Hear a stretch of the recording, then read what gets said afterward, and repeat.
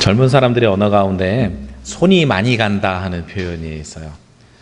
요즘 젊은 사람들이 흔히 하는 표현들 중에서 손이 많이 간다 하는데, 어떤 때 그런 표현을 사용하냐면 자기를 잘 해나가면 괜찮은데 주변에서 꼭 도와줘야 그 일들을 해나가시는 분들이 있다는 거죠. 언제 그런 일이 생기게 되냐면, 제가 대표적으로 손이 많이 가는 사람들 중에 하나인데요. 오늘도 아침에 주일 예배를 준비하려고 카메라하고 노트북이랑 예배 설교 원고 다 들고 내려왔어요. 그래서 이것저것 다 설치를 딱 끝나고 보니까 뭘 안 가지고 왔냐면, 오늘 예배 때 띄워야 되는 파워포인트 파일을 안 가지고 내려온 거예요. 그럼 이제 집에 전화합니다. 그거 좀 뭐 큰애든 둘째든 시켜서 내려보내라고. 그러면 저희 아내가 꼭 그렇게 이야기해요.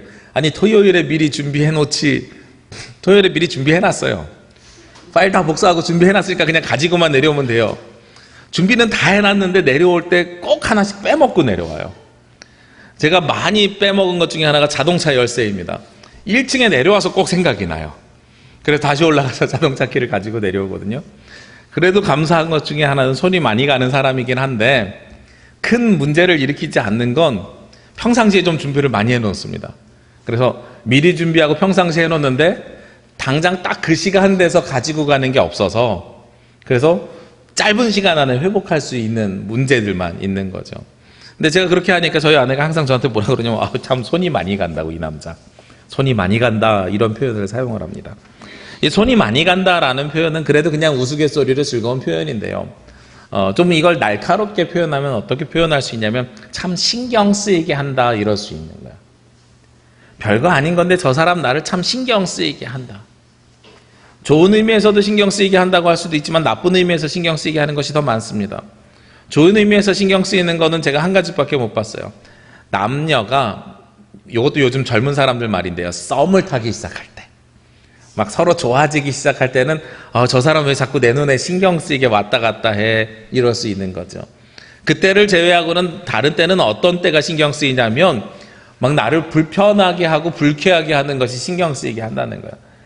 그래서 사무실에서 일을 할 때에도, 저도 같은 부교육자랑 일을 해봤는데, 상대방이 꼭 빼먹는 게 있으니까, 같이 일하는 동역자가 빼먹는 게 있으니까 내가 몇 가지를 신경 쓰면서 더 챙겨놔야지, 이런 마음을 먹게 하면 신경 쓰이게 하는 거죠.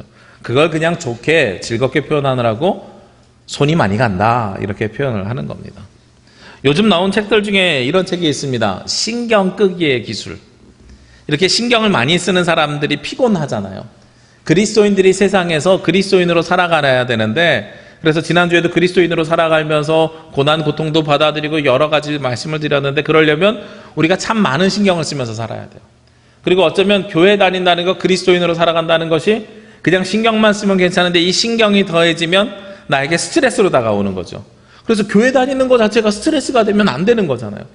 신앙생활하는 것 자체가 스트레스하면 안 되는 거잖아요. 그래서 찾다가 보니까 신경 끄기의 기술이라는 책이 있어요. 근데 이 책에선 가지고 있는 전제가 있습니다. 어떤 전제가 있냐면, 태어나고 무심한 태도를 신경 끄기라고 생각하느냐? 아니다. 태풍이 와도, 폭풍우가 몰아쳐도 아무런 미동도 없는 것이 신경이 꺼져 있는 상태라고 생각하느냐? 아니다 라는 거예요. 사람은 누구나 신경을 쓰면서 살아가는 게 당연한 태도이다.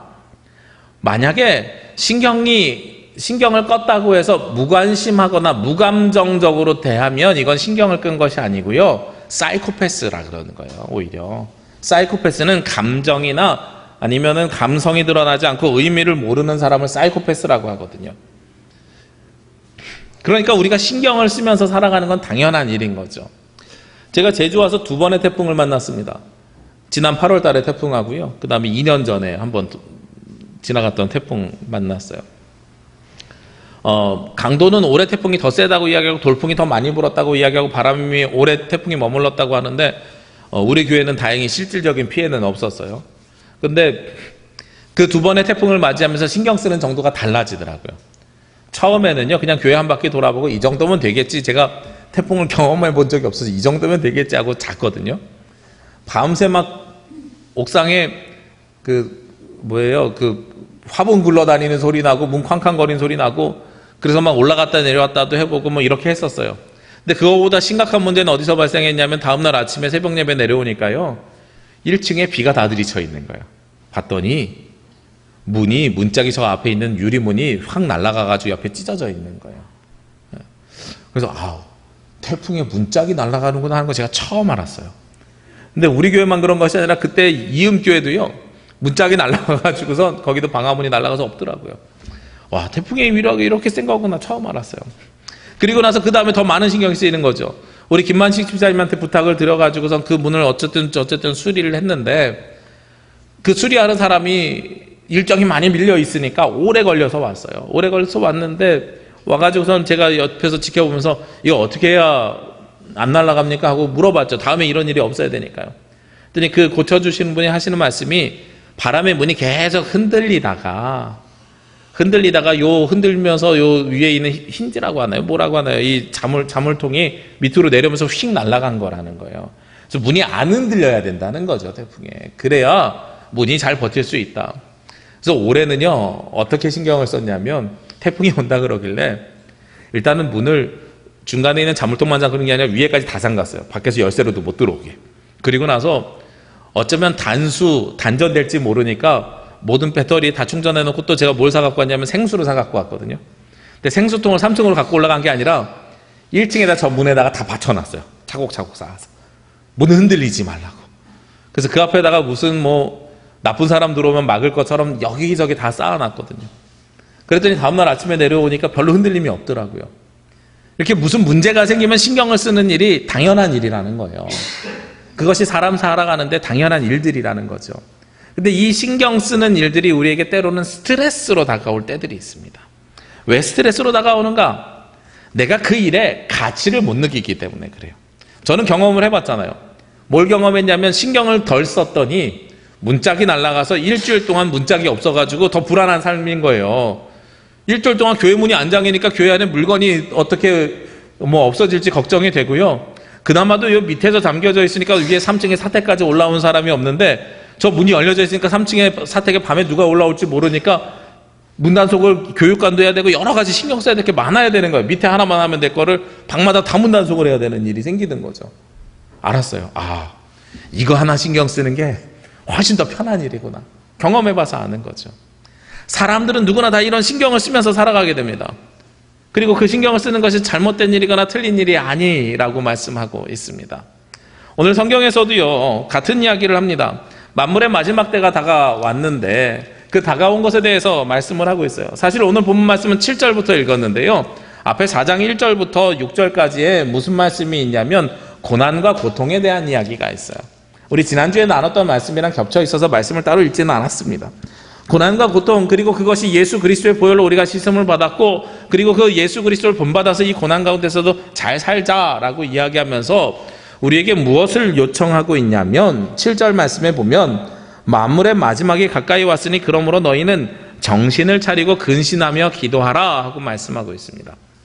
세상에서 나에게 주는 이 세상과 함께 살기 위해서는 무엇을 하면서 살아야 되냐면 근신하며 기도하라 하고 말씀하고 있는 거예요. 저는 처음에 이 근신하다 하는 단어가 언제 사용되냐면, 우리가 보통 벌 받을 때 사용하죠. 너 가서 근신하고 있어. 그럼 근신하면서 우리가 뭐 해야 돼요? 벽 보면서 내가 제대로 살았나 아니었나 반성하는 게 이제 근신하는 거라고 생각을 하잖아요. 그래서 성경 원어를 찾아봤어요. 진짜로 그런 것이, 그래서 우리가 벽 보면서 나 자신을 반성하면서 하나님 앞에 기도해야 되는 것인가? 그게 아니고요, 내 감정을 드러내지 말고 냉철하게 하나님 앞에 아랠 것들을 아뢰는 것, 그것이 바로 근신하며 기도하는 행위더란 말이죠. 우리가 하나님 앞에 나와서 기도하는데 감정을 쏟아놓는 기도, 이거 잘못된 기도 아닙니다. 그렇게 많이 하지요.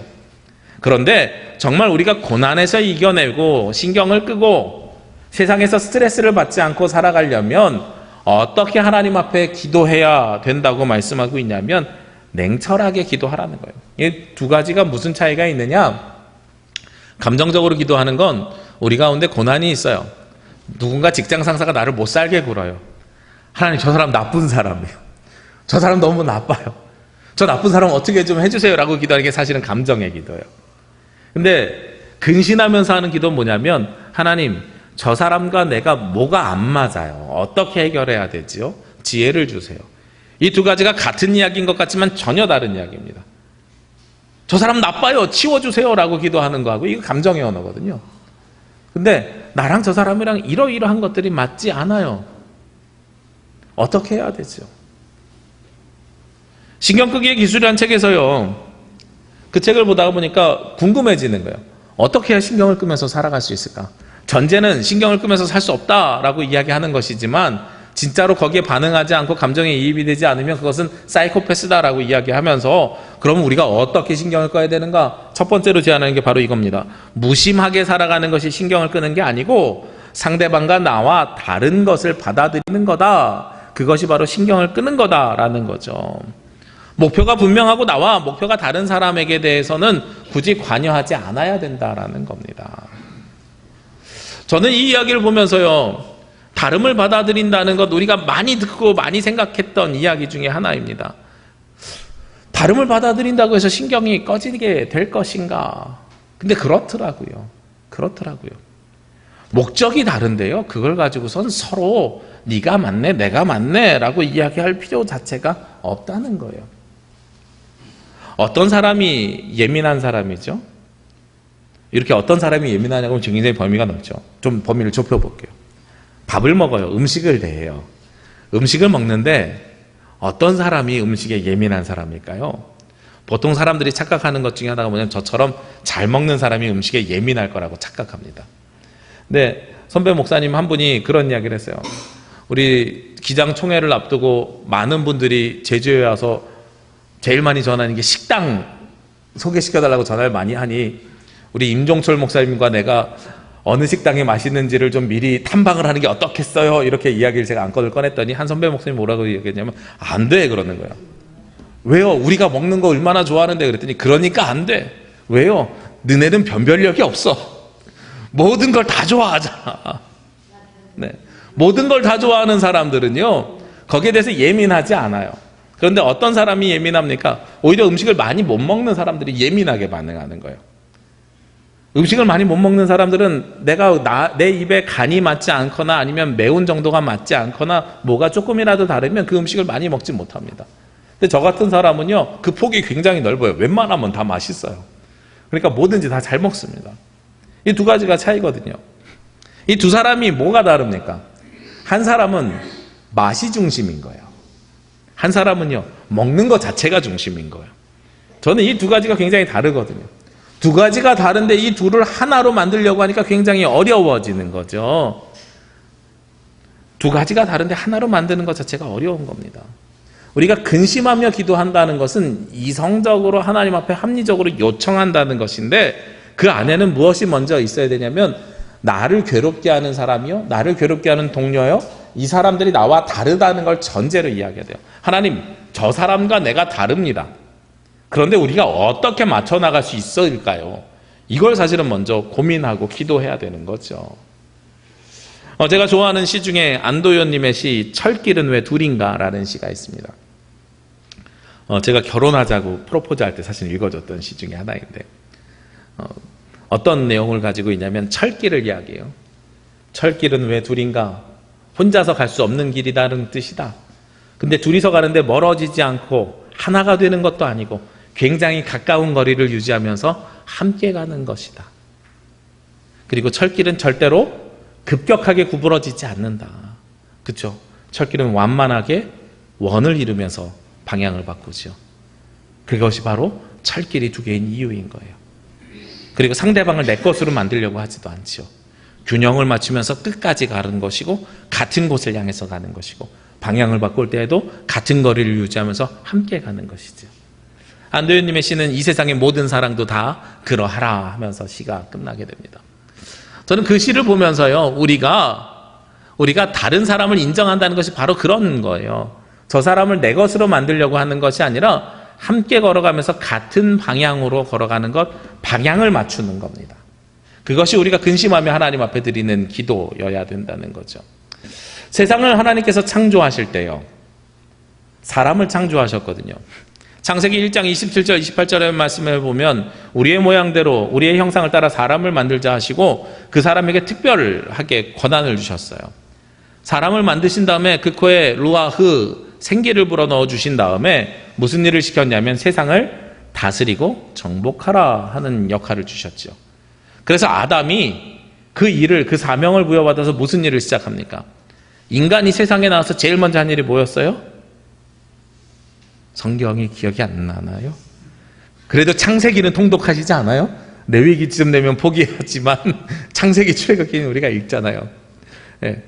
아담이 이 세상에 와서 제일 먼저 창조돼서 했던 일이 바로 동물과 식물에 이름을 붙여주는 거였습니다.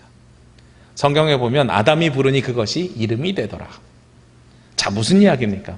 하나님께서 세상에 있는 동물과 식물을 창조하셨어요. 맨 마지막에 아담을 만드셨어요. 아담을 만들고 아담이 나와서 저건 뱀이야, 그럼 뱀이 되고요. 저거는 꽃이야, 그럼 꽃이 되고요. 저건 기린이야, 그럼 기린이 되는 겁니다. 아담이 세상을 다스리고 정복하는데, 다스리고 정복하는 이 아담의 모습이 어디에 동참하고 동행하는 행위입니까? 하나님의 창조 사역에 동참하는 일인 거예요. 그래서 사람이 제일 먼저 창조되었을 때에는 하나님의 사역에 동참하게 창조되었다는 거죠. 그래서 우리가 하나님의 종, 하나님의 자녀 이렇게도 부르지만 제일 먼저 창조의 상태로 우리가 돌아가면 하나님의 무엇으로 창조되었냐면 동역자, 하나님과 같이 세상을 창조하는 일을 했다는 겁니다. 만드는 일은 하나님께서 했고, 만드는 것을 이름을 붙이고 속성을 부여하는 것은 사람이 한 거죠. 그런데 사람이, 하나님께서 그 사람에게 창조를 하기 위해서, 이름을 붙여놓을 수 있기 위해서 무엇을 우리에게 허락해 주셨냐면 자유의지라는 걸 넣어주셨어요. 자유의지가 없으면 본성만을 가지고 있으면 다른 생각을 할 수가 없잖아요. 그러니까 하나님의 창조의 사역에 동참할 수 있도록 우리에게 자유의지를 넣어주셨단 말이죠. 우리는 그 자유의지를 가지고 살아가고 있어요. 그런데 그 자유의지를 온전히 써야 되는데 온전하게 못 쓰고 살아가고 있는 거죠. 너무나도 안타까운 인생을 우리가 살아가고 있는 겁니다. 자유의지를 하나님을 위해서 살아가야 되고, 하나님과 같은 방향을 보라고 동역자로 삼아주시면서 자유의지를 주셨거든요.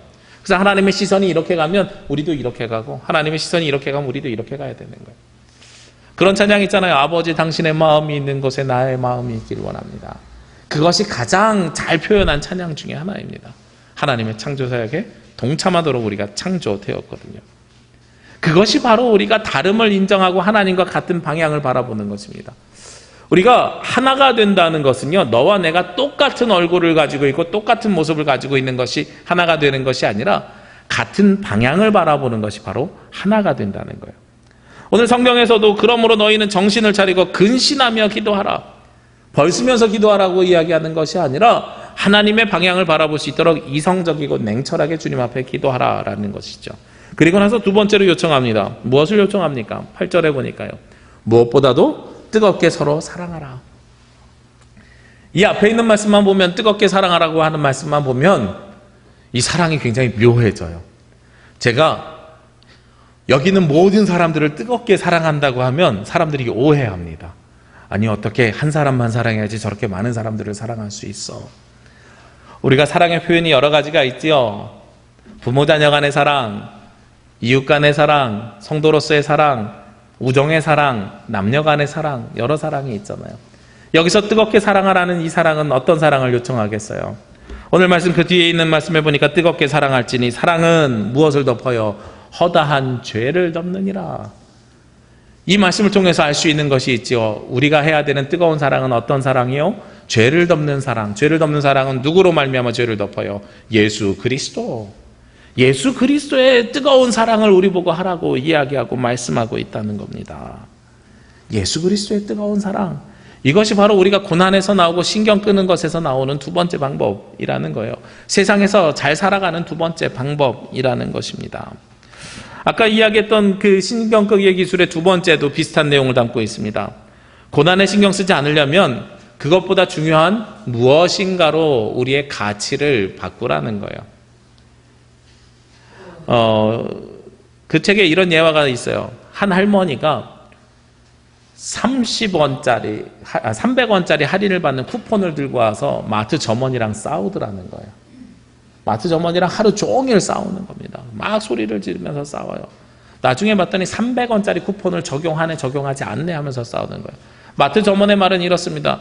이것이요 8월 마지막 주까지 31일까지 적용되는 쿠폰입니다. 근데 오늘은 9월 1일이에요. 이 쿠폰을 사용할 수 없어요. 할머니는 아니 이거 하루 차이고 뭔 그걸 가지고 그래, 이러고선 서로 싸우고 있는 거예요. 자세히 보면 이 할머니는 무엇이 중요합니까?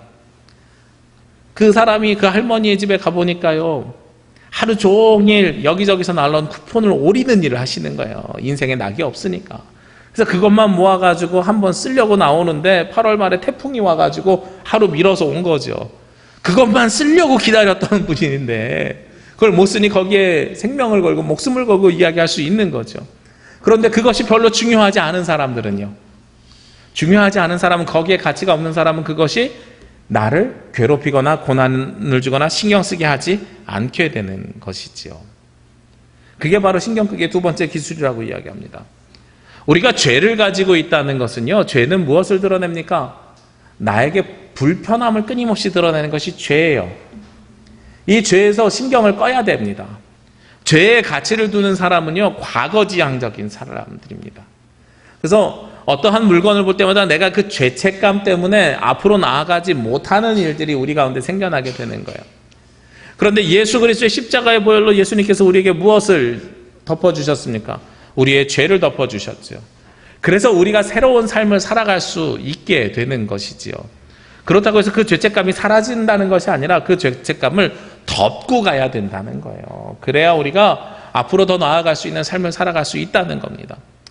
아까 말씀드렸는데 우리가 창조할 때요, 하나님으로부터 창조될 때 하나님의 동역자로 창조됐어요. 근데 세상에서 사람이 살 때 이 자유의지 때문에 어떤 삶으로 바뀌게 됐냐면, 창조된 사람으로 살았지만 하나님으로부터 같은 방향을 보는 것이 아니라 멀어지게 되었습니다. 우리가 잘 아는 것으로는 무엇을 먹기 시작했어요?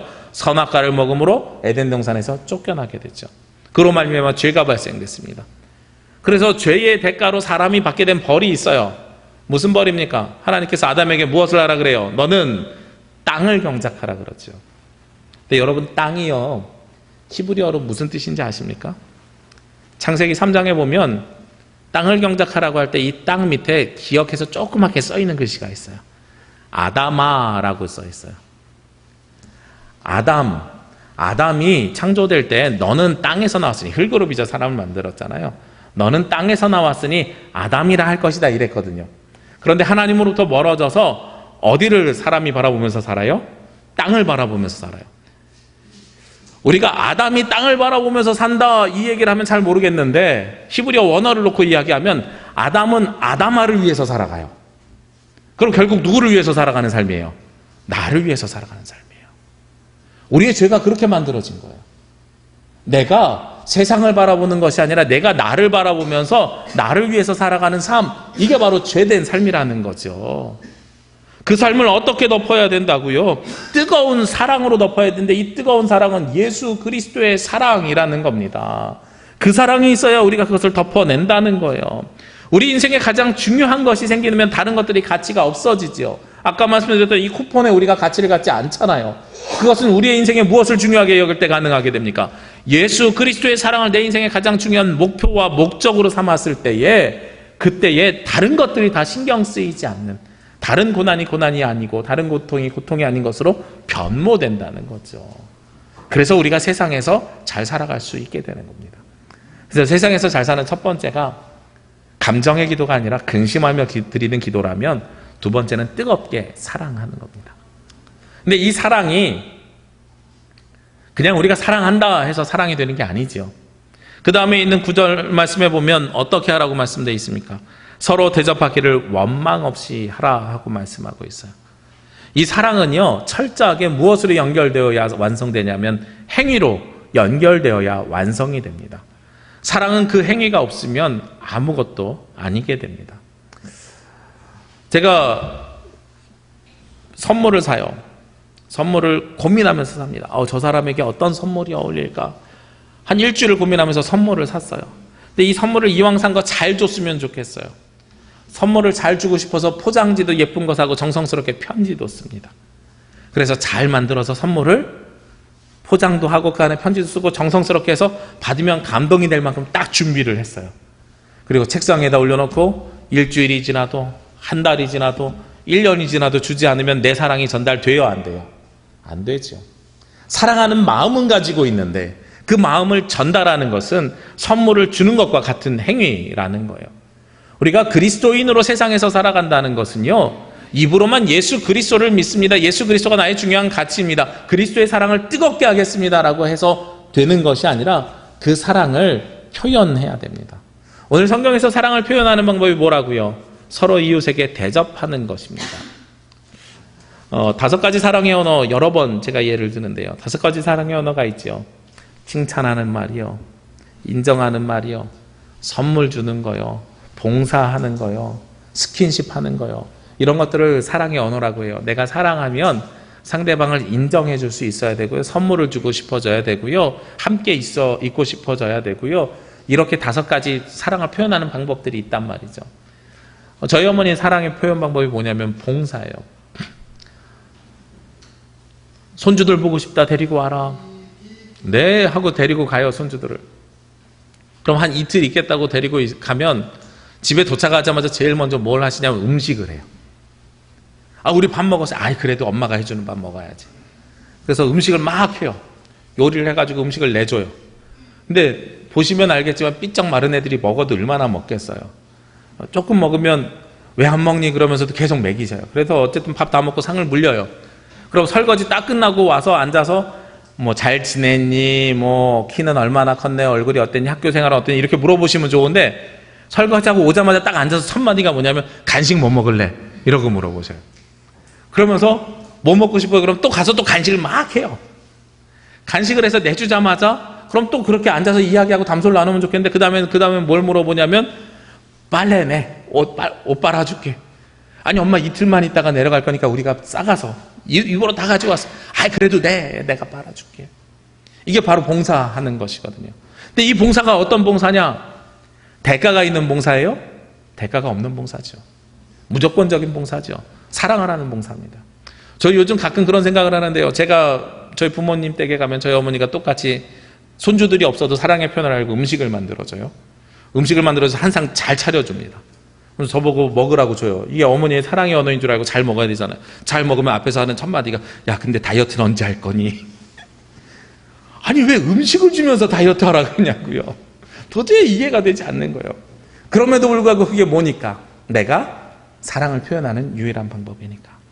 그리고 거기에는 전혀 대가가 없는 거죠. 근데 우리는 보통 누군가를 대접할 때는요, 내가 밥을 3번 샀으니 쟤도 3번 사야 되는데 2번밖에 안 샀어. 왜 그래? 이런 생각이 들면 우리 마음에 뭐가 생겨나는 거예요?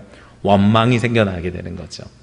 그런데 신경크기의 2번째 기술처럼 그것이 별로 아닌 것에 가치를 두면, 우리의 가치는 거기에 있는 것이 아니라 함께 하는 것에 가치를 두면 이것은 정말 아무것도 아닌 일이 되는 것이거든요. 원망한다는 것은요, 대가를 바란다는 것이고요. 대가를 바라고 한다는 것은 무엇과 똑같으냐면 사실은 거래하는 겁니다. 우리가 사랑을 거래합니까? 내가 너에게 밥 2번 사줬으니까, 3번 사줬으니까 너도 나에게 똑같이 사줘야 돼. 내가 3만 원짜리 밥 사줬으니까 너도 다음에 나한테 3만 원짜리 밥 사줘야 돼. 그러지 않으면 원망이 생겨나는 건 거래하는 거예요. 사랑을 표현하는 게 아니란 말이죠. 세상에서 그리스도인으로 살아간다는 건 원망 없이 그리스도의 사랑을 조건 없이 주라는 겁니다. 근데 조건 없이 주면 나만 바닥나겠어요? 아니에요. 희한하더라고요. 사랑은요, 내가 할 수 있는 최선을 다해서 조건 없이 주잖아요. 부메랑 돼서 그대로 돌아옵니다. 다른 모양과 다른 방법으로 그대로 돌아옵니다. 저는 늘 그걸 체험하고 경험하면서 삽니다. 아무 조건 없이 줬을 때 오히려 더 커다란 사랑이 나에게 다가오는 것을 느낄 수가 있습니다. 마지막으로요, 오늘 3번째로 세상에서 살아가는 방법 중에 하나를 요청하는데, 10절 말씀에 각각 은사를 받은 대로 하나님의 여러 가지 은혜를 맡은 선한 청지기 같이 서로 봉사하라. 각각 받은 은사를 가지고 살아가라는 거예요.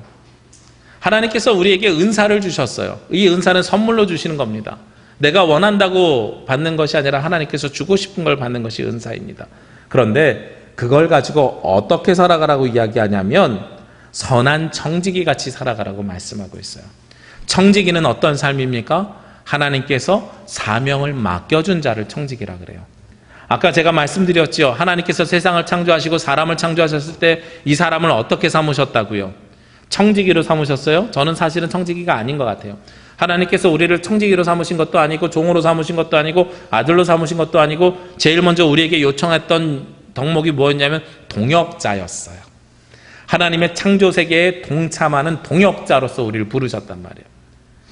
그래서 선한 청직이라는 것은 하나님의 창조 사역에 동참하는 사람, 이게 바로 청직의 모습입니다. 그래서 나에게 주신 은사대로 내가 하나님의 사명을 감당해 나가는 것, 이게 청지기의 사명이라는 거예요. 그것이 뭐라고 말씀하고 있다고요? 그것이 바로 서로 하는 봉사라고요.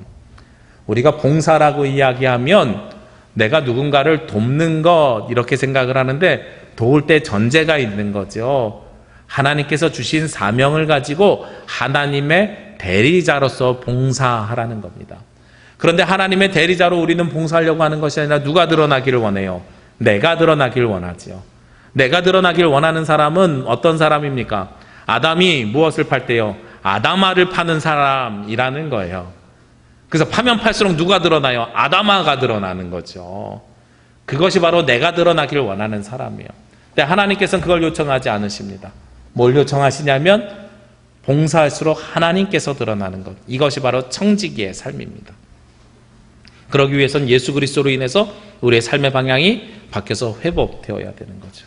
그렇게 살아갈 때 우리의 결론이 어떻게 됩니까? 11절 말씀에 만일 누가 말하려면 어떻게 말해요? 하나님의 말씀을 하는 것 같이. 누가 봉사하려면 하나님이 공급하시는 힘으로 하는 것 같이 하라. 그래서 말하고 봉사하는 것이, 사랑하는 것이 내가 하는 것이 아니라 그리스도께서 하는 것처럼 해라. 그렇게 되면 결과가 나와요. 이는 범사의 예수 그리스도로 말미암아 하나님이 영광을 받으시게 하려 함이니 그에게 영광과 권능이 세세 무궁하도록 있다. 우리에게 하나님의 권능과 영광이 세세 무궁하게 있게 되는 일이 생겨나게 됩니다. 아까 신경끄기의 기술을 두 가지를 말씀드렸죠. 무심함이 아니라 다름을 받아들이는 것이 첫 번째 신경 끄는 것이면,